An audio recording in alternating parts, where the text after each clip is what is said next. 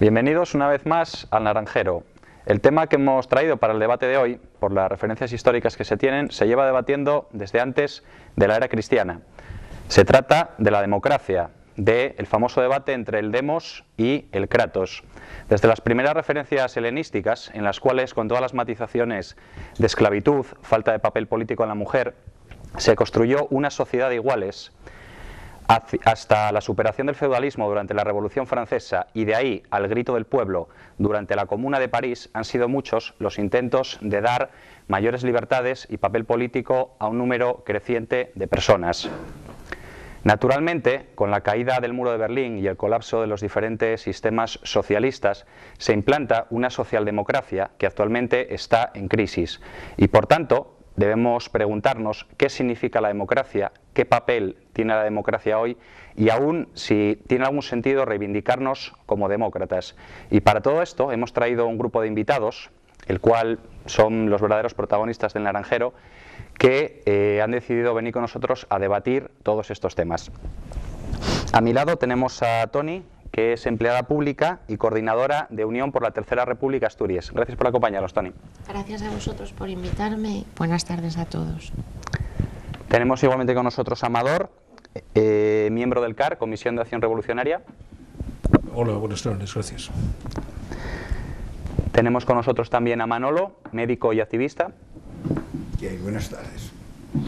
Y a este otro lado de la mesa tenemos con nosotros a Enrique, que es miembro del equipo de producción de cratologiawordpress.com.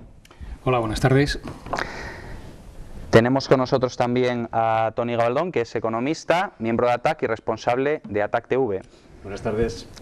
Y contamos igualmente con la presencia del profesor Francisco Erice, que es profesor de Historia Contemporánea de la Universidad de Oviedo. Buenas tardes. Muy bien, pues la primera pregunta con la que queríamos empezar el debate sería: ¿qué es para vosotros la democracia? Bueno, pues si os parece una primera andanada, ya que esto se llama el Naranjero, pues vamos disparando, ¿no? Con estos disparos metafóricos que son las palabras. Brevemente, apuntar que democracia, como realmente cualquiera sabe, se sustenta ya de entrada en una falsedad. Desgraciadamente, el demos y el kratos que nos planteabas son absolutamente incompatibles. Por lo tanto, sola o acompañada de otros, con esto de democracia burguesa, proletaria, popular, orgánica, directa, real, hasta directa, no deja de tener esta falsedad que consiste en que no hay manera de que el pueblo pueda ejercer el poder. Entre otras cosas porque pueblo es precisamente, en el sentido de cualquiera, y todo el mundo lo entiende así con facilidad, lo que no está en el poder, aquello que está privado del poder. Y ni ha sido posible ya tampoco en la antigua Grecia, con esa minucia de que, pues, calculando como el 80% probablemente de la población efectiva estaba privada de eso, dejando incluso eso aparte. Luego ya nos meteremos si tenemos posibilidad con la cuestión del individuo, las votaciones y otras cosas, pero solamente pensando en esto, cualquiera sabe que el pueblo ni ha gobernado ni gobierna nunca, y que no puede ser porque hay una imposibilidad lógica, hay esa contradicción entre que sea pueblo y que esté en el poder. Esto lo sabe cualquiera, pero todo el mundo hace como si fuera posible, y entonces inmediatamente ya nos metemos en lo que hay, en este ideal democrático que nos asola por todas partes y que, bueno, pues es el régimen, la forma más perfecta de dominación en la actualidad, la que nos toca vivir a nosotros, igual que a otros les tocó la esclavitud, el feudalismo, lo que a cada uno le hubiera tocado, y que por otra parte es inseparable también de, obviamente, el Estado y de el modelo económico que conocemos, que es el capitalismo. Bueno, de entrada con esto me parece que ya tiré bastante.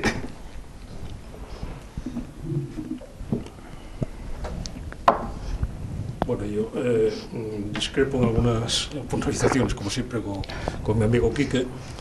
En primer lugar, él hace un planteamiento del fundamentalismo democrático y, evidentemente, la democracia en esos términos es una imposibilidad. la democracia no es un ideal, no es un mito, no es una construcción abstracta a realizar, sino que la democracia parte de una relación dialéctica de construcción.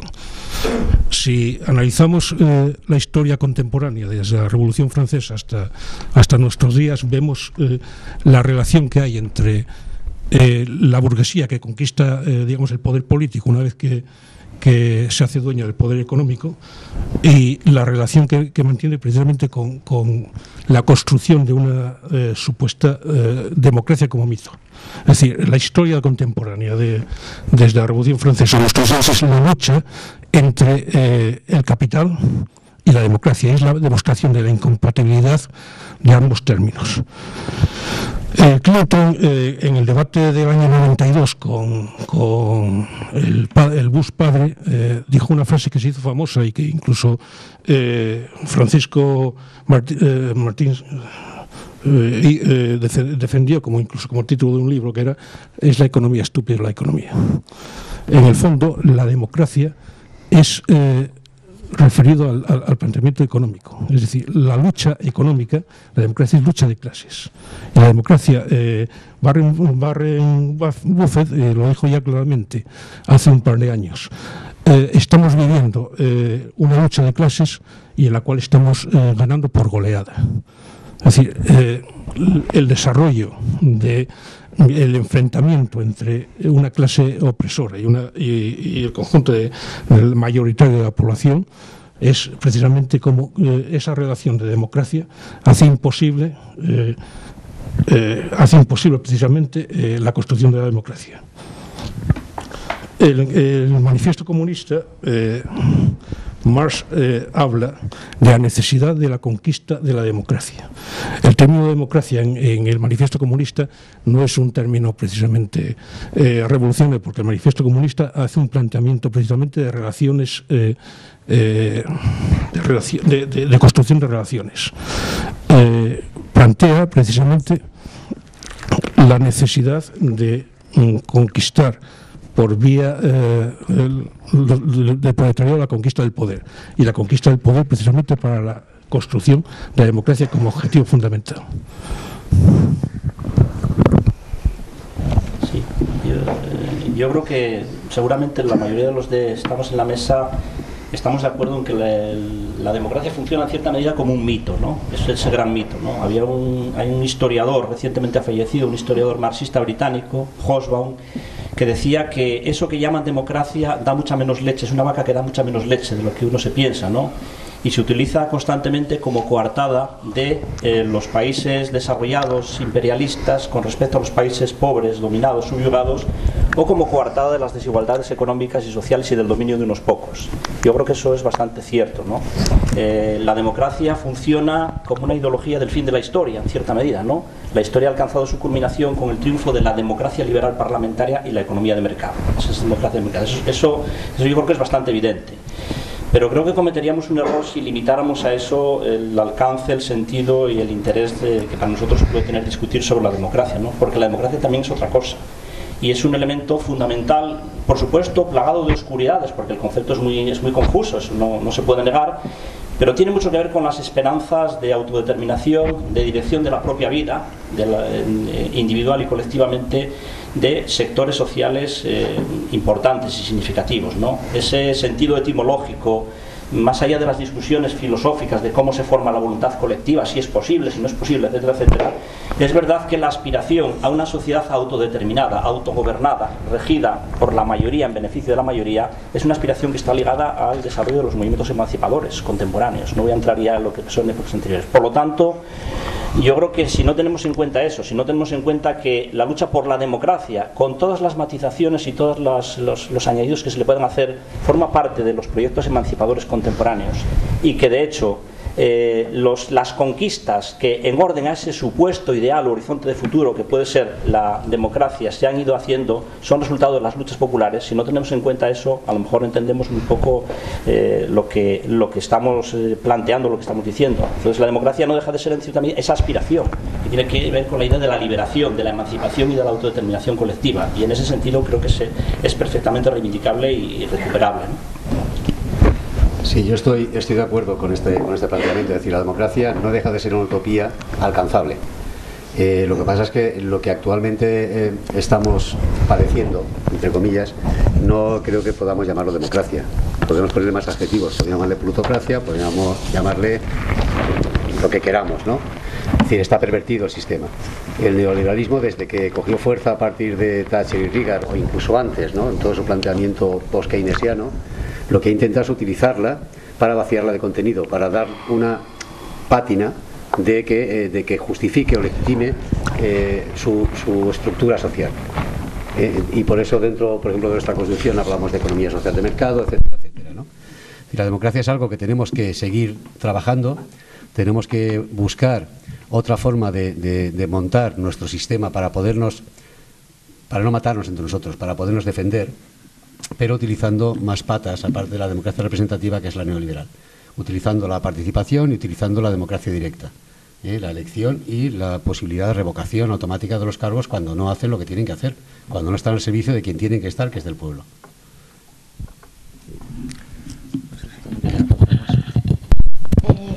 Bueno, yo creo en la democracia y creo que se puede conseguir. No me parece que sea una utopía. El problema es que nosotros aquí tenemos una democracia representativa, y ese no es lo que define a una democracia, lo que hace que una democracia sea real.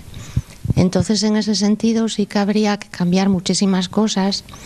Nuestra Constitución está concebida para satisfacer a las oligarquías y a los poderes mediático, financiero y políticos, para satisfacer sus ambiciones, y entonces realmente aquí nosotros no tenemos articulada una verdadera democracia. El pueblo no puede participar en las decisiones, que eso es lo que es la democracia, que el pueblo participe directamente en las decisiones, no solo de cuestiones ideológicas, también en lo que se refiere a la distribución de los medios, de los bienes.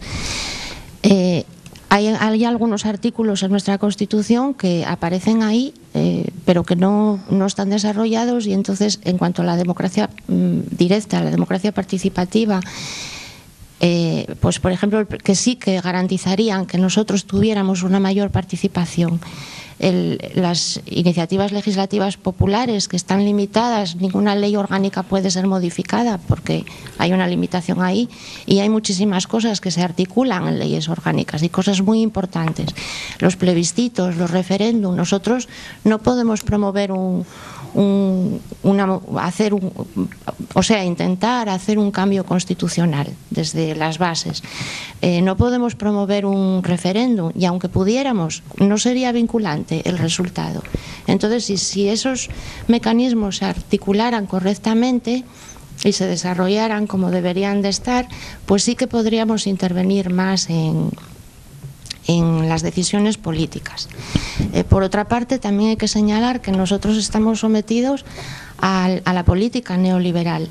El neoliberalismo, el capitalismo, es incompatible totalmente con la democracia. ¿Por qué? Porque el capitalismo, en su afán de convertir todo en mercancía, lo que hace es destruir la red de protección de los estados.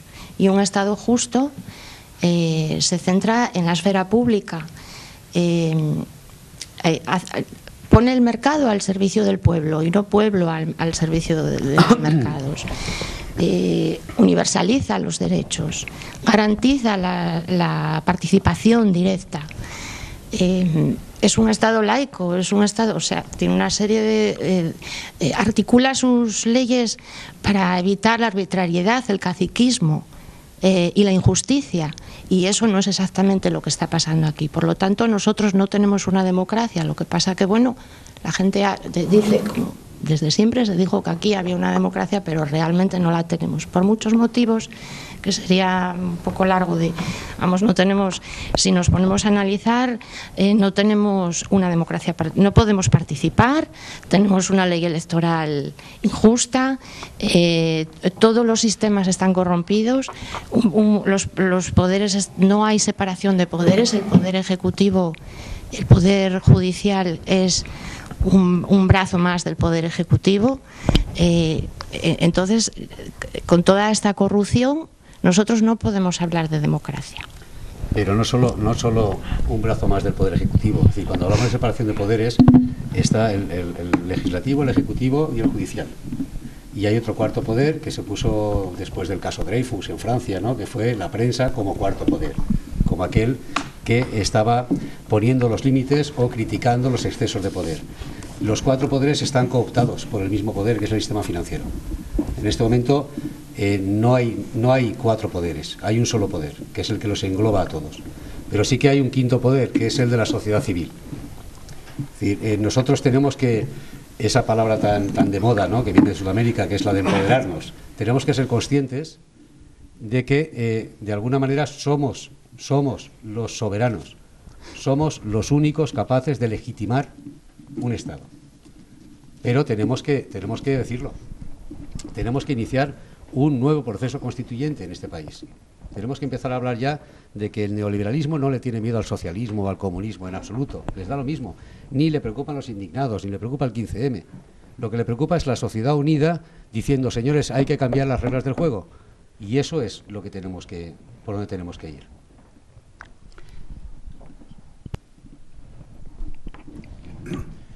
Yo pienso que hasta el momento ningún sistema democrático en realidad ha sido democrático, porque en ningún momento el pueblo ha tenido la posibilidad de gobernar y decidir. Yo pienso un poco como Quique, que a lo largo del tiempo se ha utilizado esta manida palabra para manejar al pueblo en realidad. Pero ya desde el principio. Ahora todavía, cuando el capitalismo se ha instaurado ahí en un búnker de poder desde el que controla todo lo demás, menos todavía. Luego, luchar simplemente por instaurar una democracia a la que se le van a poner límites, como siempre. Yo, por suerte, más bien por desgracia, estuve bastante vinculado al principio, aquellos años cuando se desarrolló la Constitución española. Eso fue una venta, eso no fue un desarrollo de una Constitución democrática, fue una venta de todos los derechos sociales ya en aquel momento, que se vendió como que se nos estaban dando, y en realidad lo que se nos estaba es encuartando ya entonces, y con el tiempo se ha demostrado. Bueno, tengo que insistir, lógicamente, en ampliando un poco la posición, ¿no? No hay manera de que el pueblo, y creo que por lo menos Amador lo reconocía de alguna manera, al menos ocupe el poder, y el eje esencial es la cuestión del poder, que se trata de hurtar o se trata de poner en segundo plano y de dejar solamente parcelas. Es muy lógico, debida cuenta cuál ha sido la ideología dominante dentro de, en general, de la izquierda sobre todo, ¿no? Pero la cuestión del poder es una cosa bastante más dura que eso. Y me parece que resulta evidente, por lo menos estoy a la espera de que alguien me lo pueda probar. Sospecho que simplemente hay esa imposibilidad lógica, que por ser la única imposibilidad que hay. Todas las demás pueden ser refutadas por los hechos, pero la lógica no, porque simplemente es por pura definición. Mientras 2 y 2 estemos sumándolos en base 10, no hay manera de que nos den otra cosa que no sea 4. Por lo tanto, eso es una imposibilidad lógica, ¿no? Así que el pueblo no hay manera de que ocupe el poder, ninguna. Entonces, es una ilusión a la que o renunciamos, o por lo menos no pretendamos hablar en nombre del pueblo y decir que somos parte del pueblo o que estamos defendiendo los intereses populares. Desgraciadamente, es un engaño, hay que decirlo así, abiertamente. Y es un engaño y una falsedad que simplemente subsiste para mantener un modo de dominación o para modificarlo. El viejo truco de cambiar algo para que todo siga igual. El viejo truco de que vamos a ver si lo perfeccionamos y entonces no, lo que pasa es que no es esta democracia, hombre. Esto no es democracia, pero tengo yo una mucho mejor. Y acabamos siempre en lo mismo, en que unos están arriba y otros están abajo, cosa que entiende todo el mundo. ¿Dónde está cada uno? ¿Dónde está en su posición? ¿Dónde estás tú? ¿Dónde está el que nos está viendo? ¿Ahí o aquí? ¿Dónde están tus intereses? ¿Aquí o ahí? Y a partir de ahí, entonces, es cuando podemos empezar a hacer política del pueblo, de abajo, que necesariamente es política contra el poder, es decir no al poder. y negarnos a cualquier forma de toma de poder, de modificación del poder, porque simplemente lo que haremos es cambiar de amo, sustituir a unos por otros. Eso es desgraciadamente así. Si me permitís, solo por añadir un elemento, me recordaba la intervención de Enrique a una pintada que había en un metro de Varsovia, que luego se hizo muy famosa. Hablaba del socialismo y decía que nos devuelvan el socialismo, y a continuación alguien escribió debajo: lo que hubo aquí no era socialismo, y alguien escribió debajo: pues que nos devuelvan lo que hubo. Es decir, con esto lo que os quería preguntar es si creéis que existen tipos de democracia o gradaciones de democracia. Es decir, yo me atrevo a decir que no vivimos propiamente un estado totalitario, si bien, bueno, las libertades también se están viendo coartadas. No sé, yo creo, o sea, nos gustaría saber vuestra opinión. Sí, yo es que no puedo por menos de intervenir un poco en lo que comentaba Enrique, ¿no? Me parece una posición un poco, si la entiendo bien, escéptica o nihilista, ¿no? Cuando estamos hablando de poder, a lo mejor tenemos que precisar exactamente qué queremos decir con poder. Si se entiende poder como una capacidad o una facultad coercitiva de dominación, de subyugación de otros, a lo mejor pues las cosas son diferentes. Pero si entendemos el poder como la capacidad de dirección colectiva, de gestionar colectivamente los asuntos de una sociedad, eso tendrá que existir en cualquier sociedad organizada.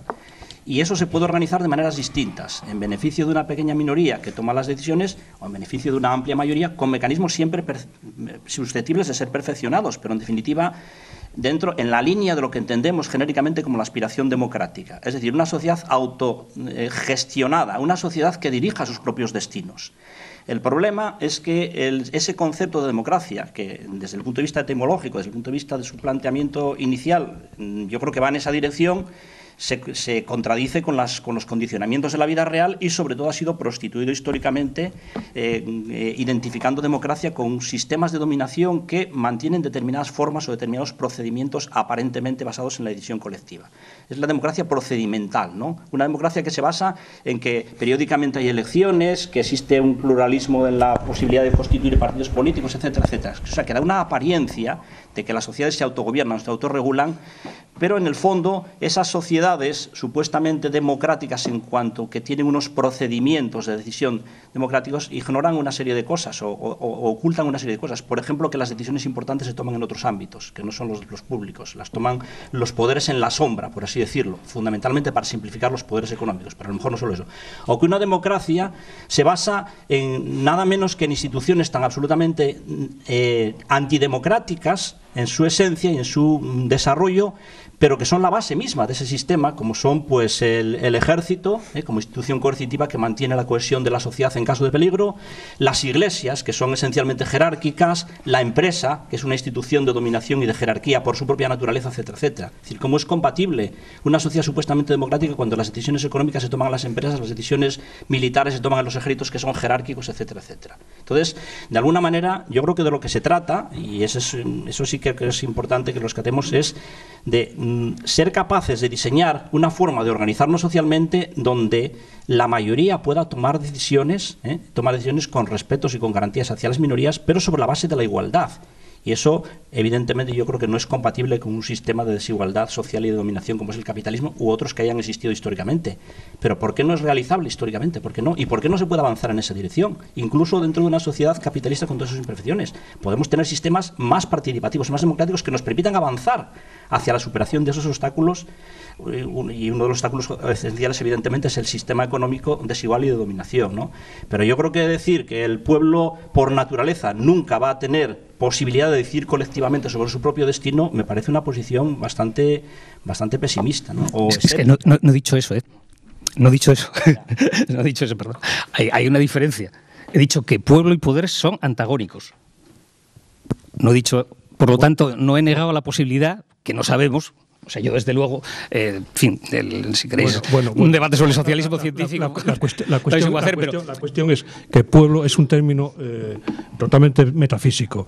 El concepto de pueblo procede del pueblo de Dios y tiene unas connotaciones medievales. No, perdona. Pasa que si luego otra discusión, pero la cuestión es cómo funciona realmente el poder en el sistema capitalista. cuál es el cauce por el que fluye realmente las relaciones de poder. Y realmente las relaciones de poder en el capitalismo fluyen por cauces ajenos a lo que aparentemente muestra el capitalismo como tal. Es decir, el capitalismo es un sistema más de explotación, como el resto conocidos históricamente, pero que tiene la cualidad y la característica de que disimula esa explotación. Aparentemente reclama unas relaciones de igualdad en el sentido de que todos somos iguales ante la ley, de que todos somos vendedores de mercancías, y el que no tiene mercancías para vender, vende su capacidad para alquilar su fuerza de trabajo, y en esas relaciones de equivalencia, y esas relaciones de equivalencia en el capitalismo están resquebrajadas precisamente por el funcionamiento estructural del propio sistema. Es decir, el capitalismo, insisto, el capitalismo es incompatible con la democracia, y la historia desde la Revolución Francesa hasta hoy es precisamente eso, y la demostración palpable es cuando en la Comuna de París el sistema capitalista masacra a 30.000 comuneros. Eso es el síntoma perfecto de que el capitalismo no puede permitir un sistema democrático como era lo que pedían precisamente los comuneros de París.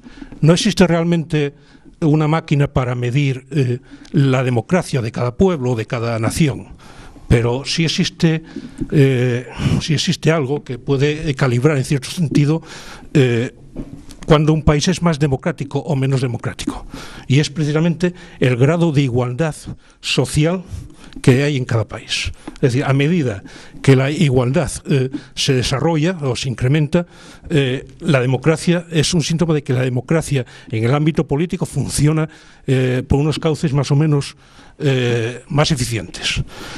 Cuando la desigualdad se incrementa, la democracia en términos políticos también está disminuyendo. ¿Y qué ocurre desde el triunfo de la mitología del neoliberalismo? Es decir, en la crisis que llevamos arrastrando, no desde el 2008, sino desde los años 70 del siglo pasado, porque la crisis lleva 40 años de existencia.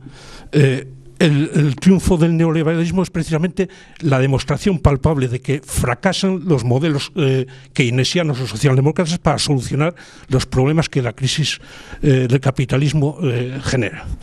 Entonces, a través de precisamente de esta vía, el capitalismo tiene que desarrollar su ley fundamental, que es la ley de acumulación, básicamente incrementando el proceso de explotación de la clase trabajadora, reducción salarial, recortes, cualquier tipo de prestaciones, en fin, y estamos viendo precisamente ahora cómo el camino que la dirección política del modelo democrático va precisamente a posturas manchesterianas del siglo XIX. Es decir, recortes incluso de las libertades fundamentales, ¿no?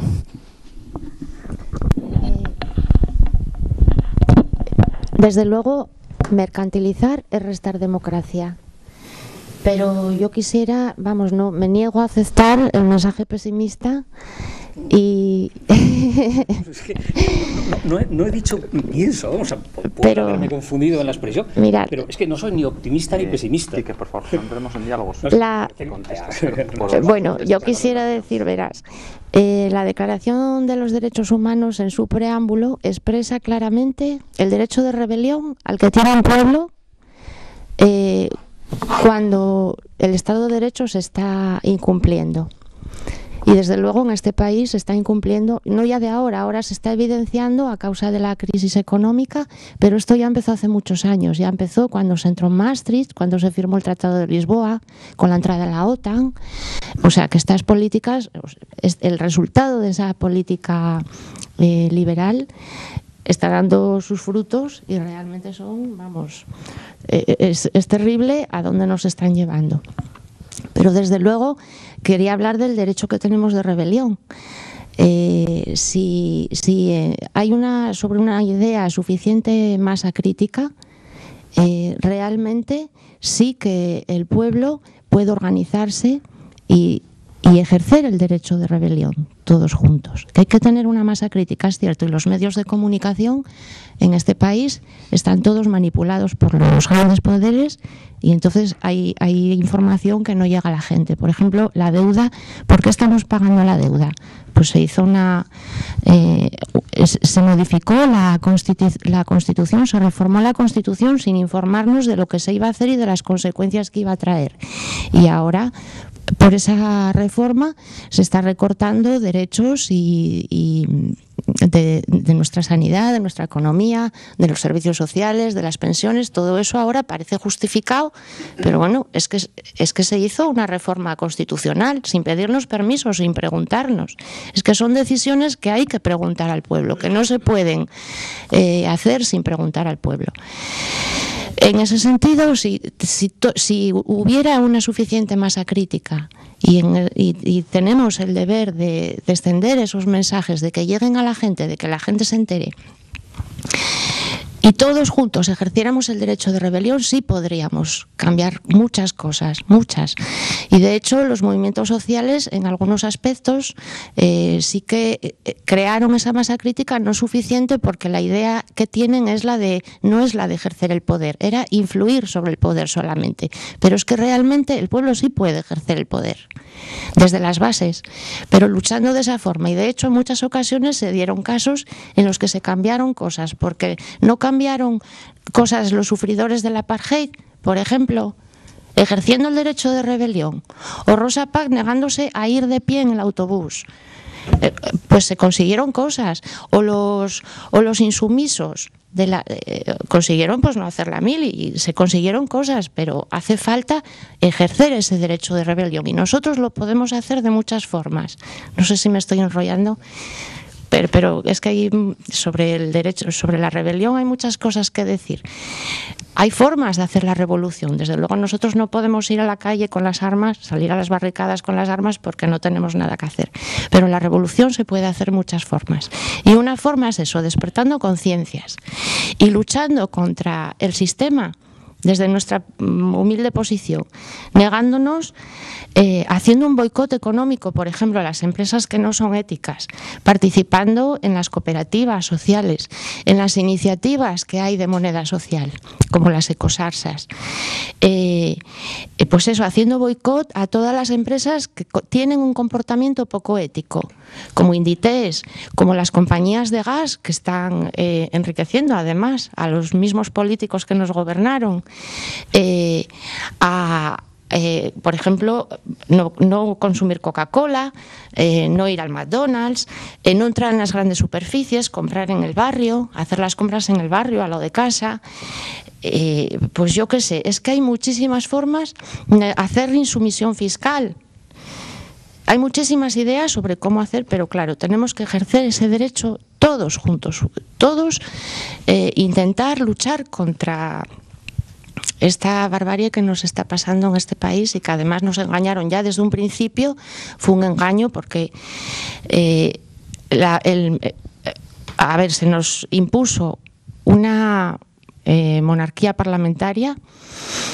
El rey juró además los principios del movimiento y hacer cumplir las leyes ¿cómo era? Hacer las leyes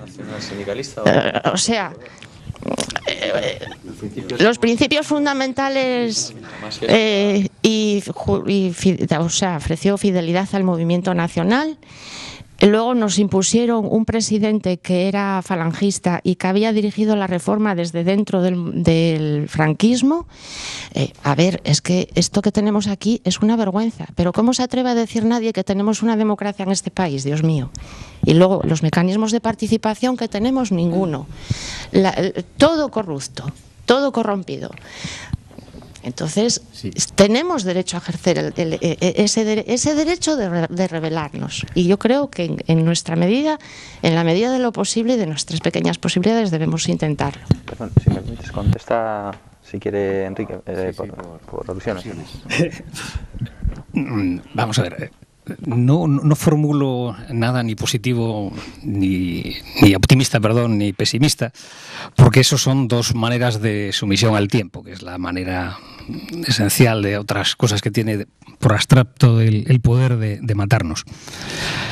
Dicho de forma más simple, por si eso os parece muy metafísico, cada vez que nos dicen mañana, nos están robando la vida, porque la vida solamente puede ser ahora.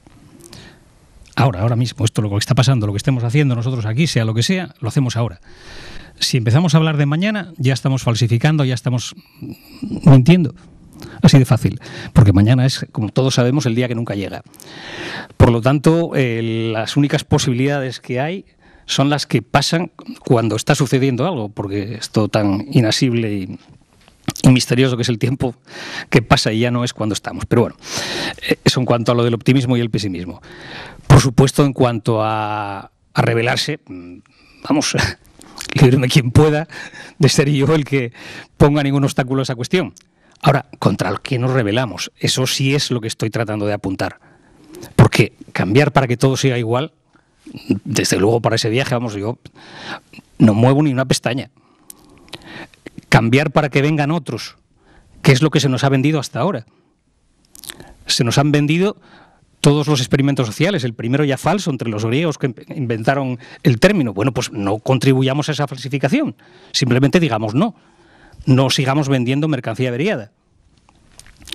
Los posteriores que se nos vendieron, y claro, cuando llegaron las dictaduras en nombre del pueblo, pues esas son bastante fuertes, ¿no? Hace muy poco acabo de venir de ver un poco los interiores, claro, cuando siempre el enemigo queda vencido es cuando te lo dejan ver, ¿no? Antes, claro, no pude entrar en las cárceles de la actual Alemania, pero sí he estado viendo un poco, por ejemplo, las cárceles secretas mientras estaban de la extinta República Democrática Alemana, ¿no? El aparato más fuerte de poder. Verlas de aquí en un futuro no muy cercano. Claro, siempre se ven las de aquellos que han perdido el poder.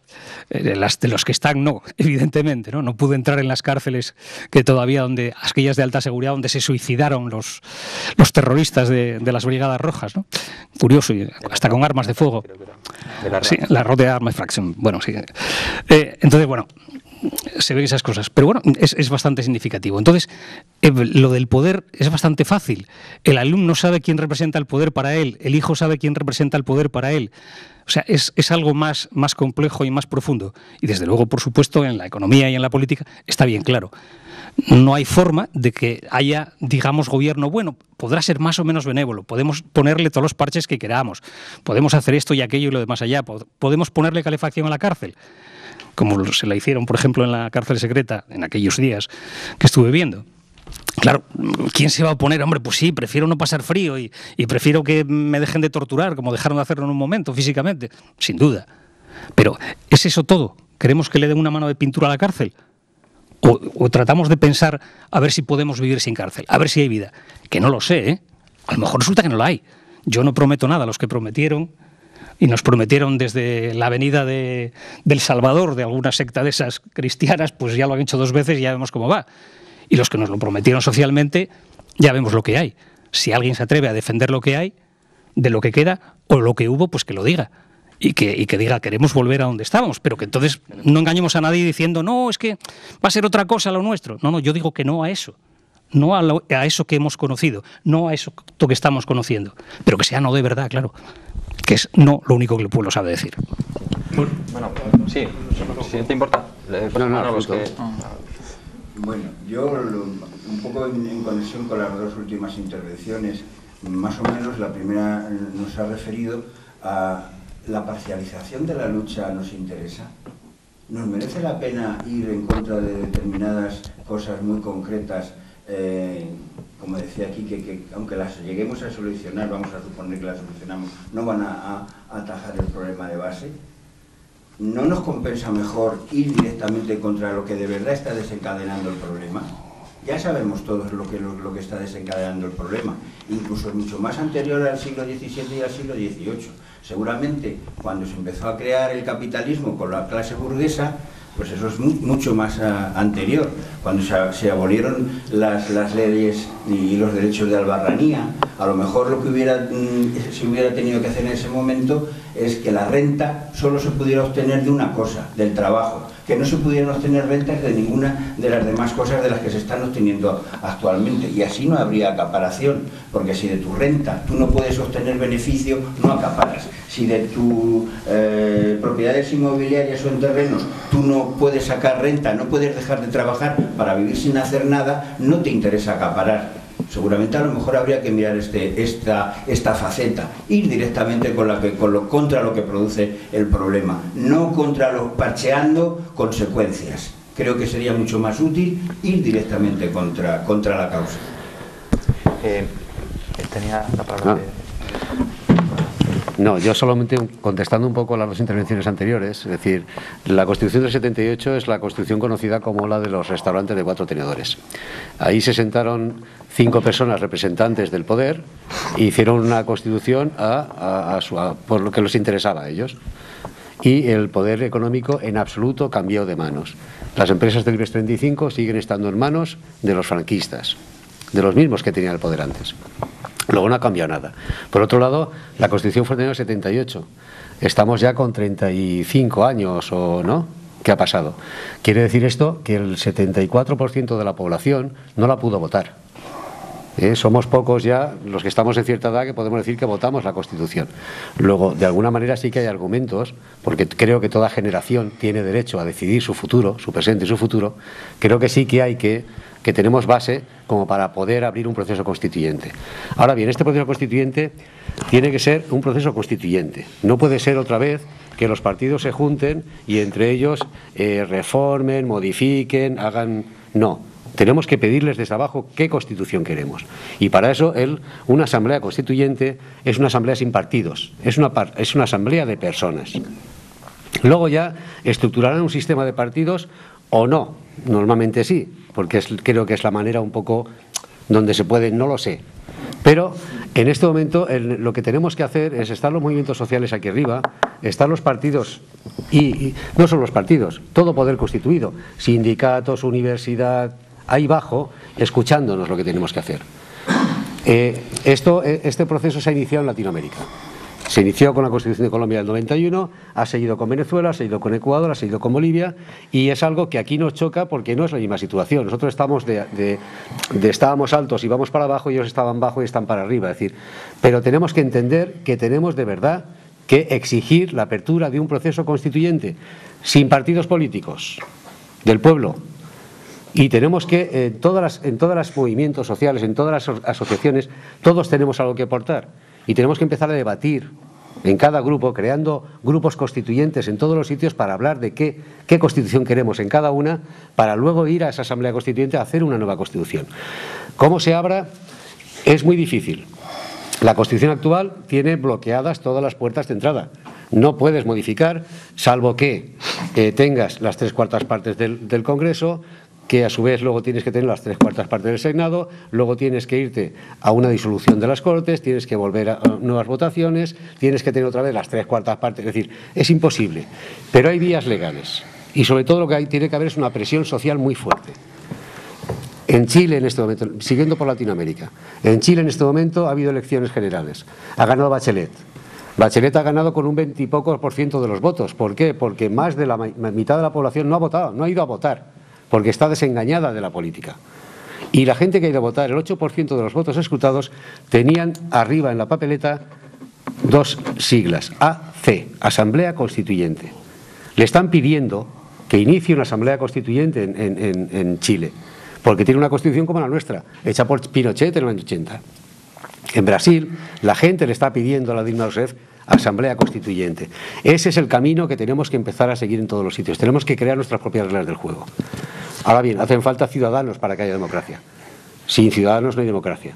Y un ciudadano es aquella persona crítica, aquella persona que piensa y que piensa de una manera crítica. En este momento nos falta mucho en ese camino. La gente seguramente estará viendo el Barça. Seguramente, bien, vale. Pero para lo cual lo que tenemos que hacer es que suene la idea de asamblea constituyente, proceso constituyente, como si fuera la marca de la Coca-Cola, que todo el mundo piense que se puede y que se debe hacer. Y eso es el camino, creo yo, que tenemos que seguir, independientemente de que luego cada uno tengamos nuestra constitución. Ya lo discutiremos después. Y me juego con un mitin. Pero yo creo que no nos deberíamos de poner límites. Eso para mí es ponerme un límite. Yo pretendería llegar mucho más allá. No solo hay, más todavía. Perfecto. Sí. Con Yacos darán después. Claro. Sí, contra el verdadero poder, es decir, contra el poder oculto, contra el poder en la sombra, contra el poder del cada día capital. Menos oculto, ¿eh? Cada día más cínico. Bueno, no, evidentemente, era oculto hasta ahora ya no tiene ni siquiera la vergüenza de ocultarse. Pero es precisamente, la cuestión es que partimos de una interpretación meramente política de la división de Locke y de Montesquieu de los tres poderes. Resulta que los poderes son múltiples. En el ámbito político hay más de tres poderes. En el ámbito político podríamos hablar del poder militar, podríamos hablar del poder federal y podríamos hablar del poder diplomático, de las relaciones internacionales. Ese sí que es un verdadero poder. Hoy en día la democracia en España es inviable porque estamos inmersos en varios organismos internacionales, OTAN, Unión Europea, etcétera, que están condicionando precisamente la imposibilidad de que en España haya realmente un proceso constituyente, como dice el compañero. Las relaciones internacionales son un verdadero eje de poder, y son relaciones internacionales condicionadas, entre otras cosas, por las relaciones internacionales de la fase imperialista en que estamos viviendo.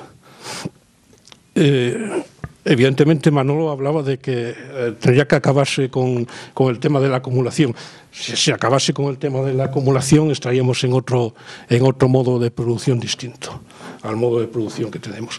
Pero cuando hoy en día el proceso de desigualdad es tan aberrante como que el 1% de la población norteamericana posee más del 53% de la riqueza, o sea, eso es, ya digo, el termómetro para medir el grado de democracia que hay en una sociedad determinada. Sí. Y cuando incluso por encima de eso las grandes compañías, por ejemplo en el tema de Norteamérica, se gastaron, dicen, en el año 2010 $3.270 millones en sobornar a senadores, congresistas y a grandes miembros de la alta administración federal. Se gastaron más cantidad en ese funcionamiento de lobbies que en lo que sería precisamente en lo que es el pago de impuestos. Mientras invertían, porque es una inversión meramente interesada del modo de producción, del modo de rentabilizar precisamente la acumulación de capital. Mientras invertían esos 3.270 millones de dólares en sobornar, invitar, entre otras cosas, pues a grandes conciertos a senadores determinados, estaban reduciendo la imposición fiscal. Y bueno, ya sin hablar siquiera de que, por ejemplo, en los años 70 había unas imposiciones por encima del 70% y hoy están en torno al 18%. Estamos hablando de las grandes compañías, de las grandes riquezas. Eso es la medida del grado de igualdad, del grado de democracia que una determinada sociedad posee.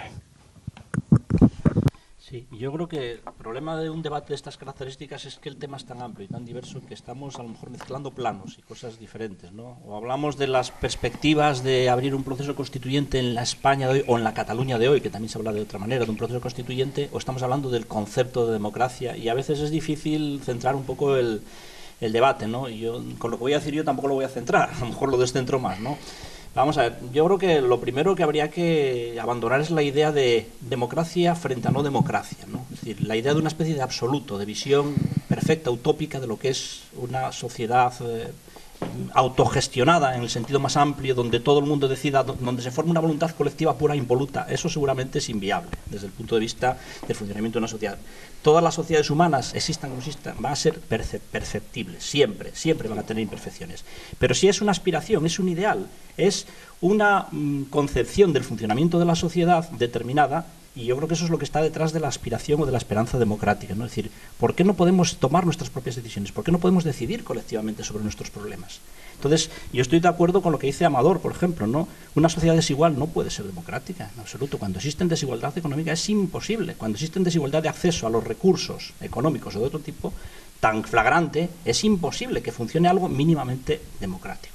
O sea, eso yo creo que está bastante claro. Entonces, en todo caso, lo que podemos aspirar es a eliminar los obstáculos para que esa posibilidad de organizar una sociedad que decida por sí misma sobre las opciones fundamentales, sobre lo que quiere ser, sobre cómo quiere organizarse, sea más factible y sea más real.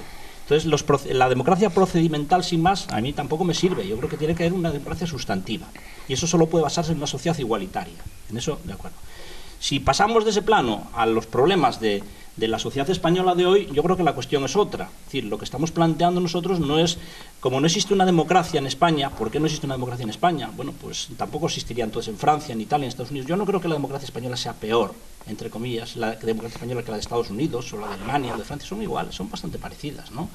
Pero sí es verdad que en nuestro país hemos tenido una historia con unas determinadas características y con unos determinados procesos que nos han conducido pues a una situación que ahora está entrando en quiebra, que es el proceso de la Constitución de 1978, de la transición, etcétera, etcétera. Yo estoy de acuerdo con ese proceso constituyente, pero también corremos otro riesgo, ojo, y ese riesgo consiste en fetichizar también la idea del proceso constituyente y que se convierta en una especie de cajón desastre de todas las aspiraciones de los que consideran que esto está funcionando muy mal. Pues vamos a un proceso constituyente, ¿no? Es decir, vamos a hacer ¿qué consiste en proceso constituyente? Es que el proceso constituyente es el que están planteando algunos sectores de la sociedad catalana como unida a su configuración como Estado independiente, etcétera, etcétera. El proceso constituyente es un proceso republicano, y yo estoy de acuerdo con ese tipo de proceso, pero tenemos que precisar exactamente lo que queremos decir. Es decir, cuestionar un sistema que es especialmente antidemocrático.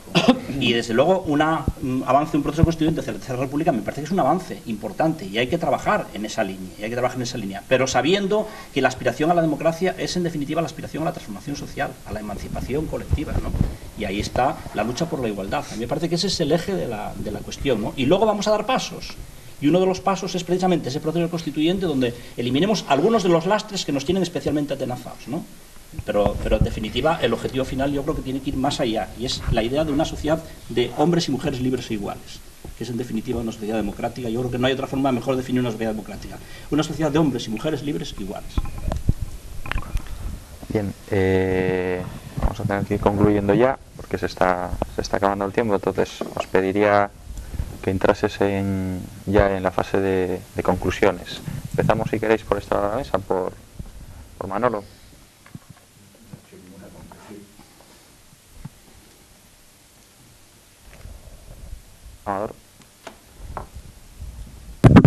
Bueno, básicamente quiero recordar que la democracia no es un ente abstracto, sino que es una construcción, y la democracia la construimos efectivamente entre todos. Y se construye precisamente con el proceso de lucha. Por lo tanto, el resultado de un proceso histórico, hay que recordar aquella famosa expresión de Engels, el resultado de un proceso histórico es igual a un paralelogramo de fuerzas, que es una suma de fuerzas que tiran en distintas direcciones.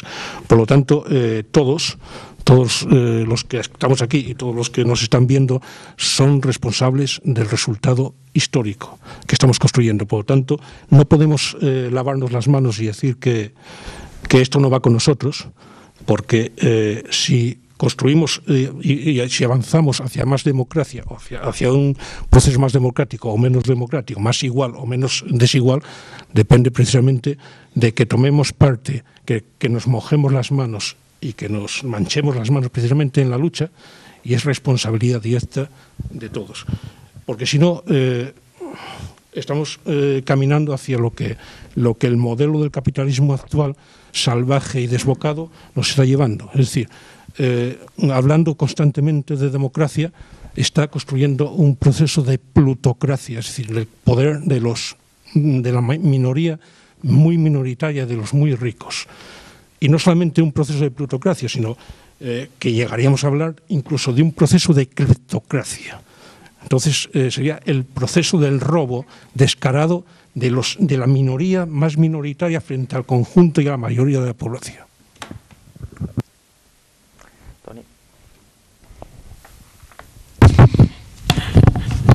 Este sistema y los gobiernos que lo están sustentando despreciaron los valores que deben de regirse, o sea, por los que debe de regirse una sociedad, un Estado, que son los valores de justicia, libertad y de igualdad.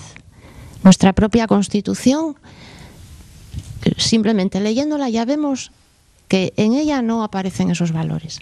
Y desde luego lo que vemos cada día en los informativos lo demuestra claramente. Esa situación no la va a revertir ningún partido político, ninguna fuerza política. Desde luego solamente el pueblo, el organizado, es quien va a tener que hacerlo.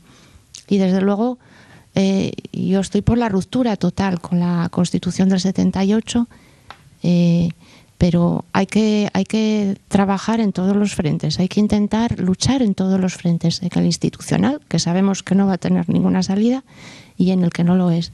Pero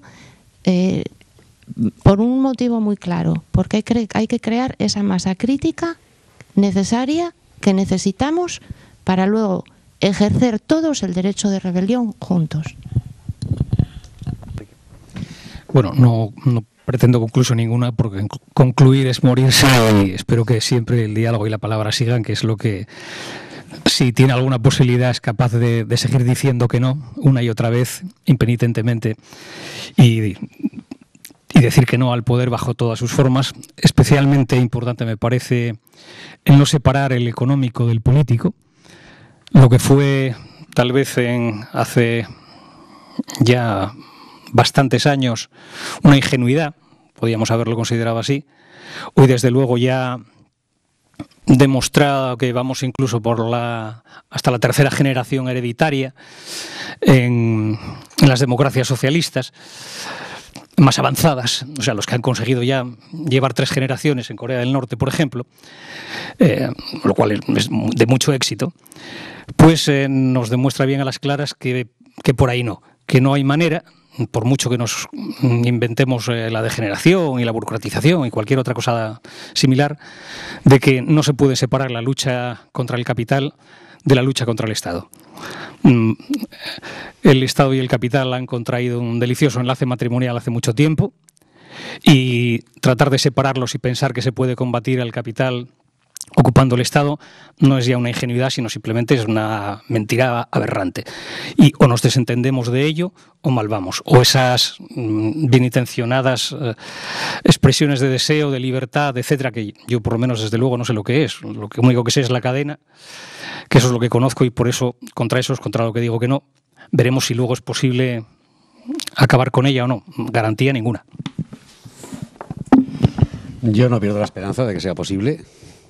Yo creo que toda constitución nueva mejora siempre la anterior, porque al fin y al cabo, la vota la ciudadanía, y la ciudadanía, podemos decir lo que queramos de ellos, pero tontos no son. Yo creo que tenemos que hacer una constitución nueva más y con mejor calidad democrática. Para eso tenemos el derecho a la rebeldía, como dices tú, es un derecho. Es una obligación que tenemos, y tenemos que apelar a la desobediencia civil.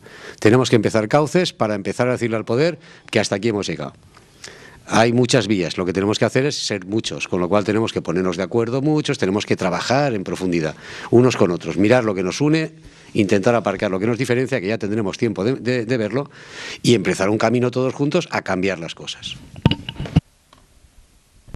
Sí, yo creo que la democracia ha funcionado históricamente y funciona históricamente como una especie de mito, de mistificación, pero también es un término, un concepto que recoge aspiraciones muy profundas de autodeterminación y de autogestión, de autorregulación de las sociedades humanas, y al que hay que aspirar, aproximarse, que va muy unido a los procesos de emancipación económico y social, los procesos de consecución de la democracia. Eso me parece que es importante.